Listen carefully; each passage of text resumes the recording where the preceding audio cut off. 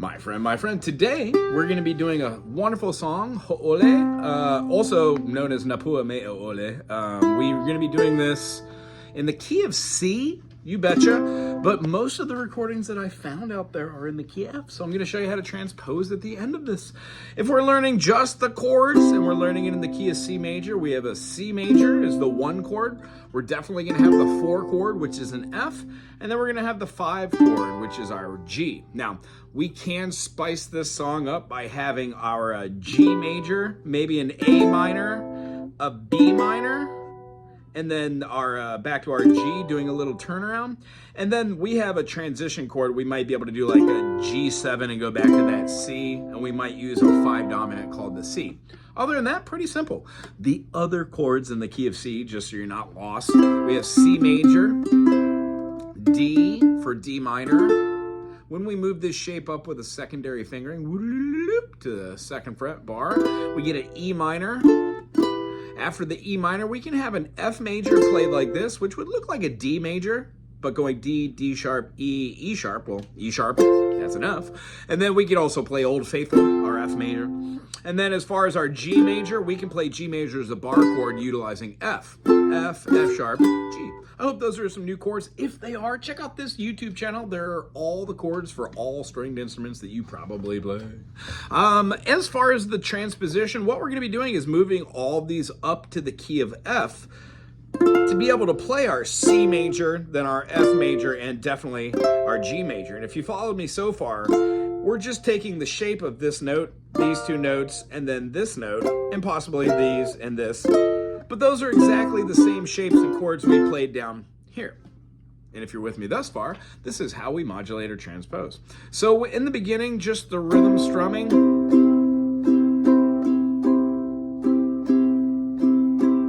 Down, down, up, down, up, down, down, up, down, up. Now, without me having to break that stride, it could look like this. But that's a broken rhythm. When you move your hand in tempo or beat or measure or meter or BPM, you find yourself being able to influence the strings of down, down, up, down, up. Try that a couple thousand times and you will get the Hawaiian strum. If we start this one and do something like, we can play some dyads in the beginning like they do and give a little fun moving it through.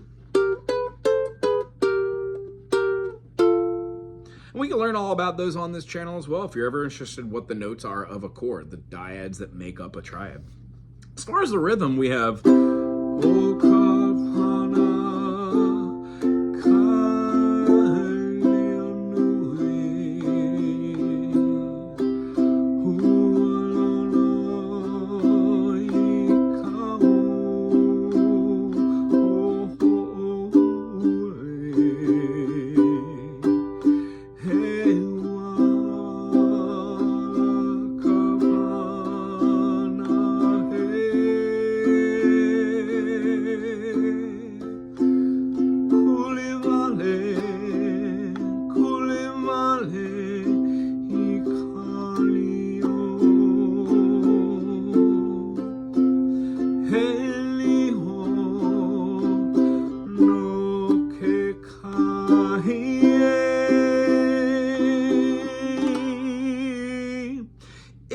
you could throw that C to the G, A minor, B minor, G, and then we would have a hard G7, and then it would go right back to the C here for the secondary verse.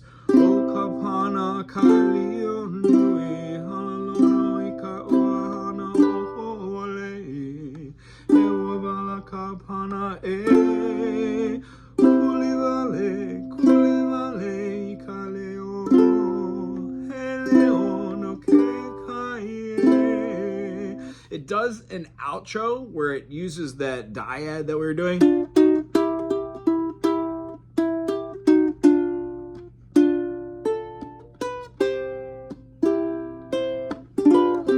Again, that's on our 1st and 2nd fret. Open plucking C and E. playing the D minor, which would have the F and the D. We're moving up in a half step for an F sharp and a D sharp, which is basically moving a passing tone or a passing note, up to our E and our G, which gives us our E minor. So we're essentially doing a C, D minor, E minor, but we're only moving up with 2 notes. Back to the D minor, quick G7 to the C. That is a great way to do an intro and an outro for the song. Remember, you can always take this as just a foundation and make it your own. If you have any questions, put in the comment section. I will get to them. Aloha!